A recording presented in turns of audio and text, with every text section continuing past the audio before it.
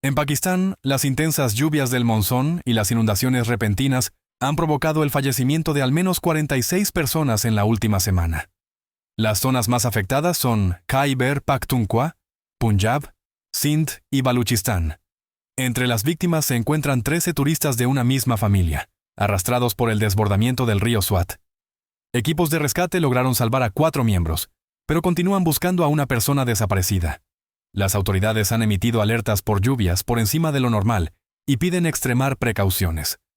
Mientras tanto, en redes sociales crece la crítica por una respuesta considerada lenta por parte de los servicios de emergencia.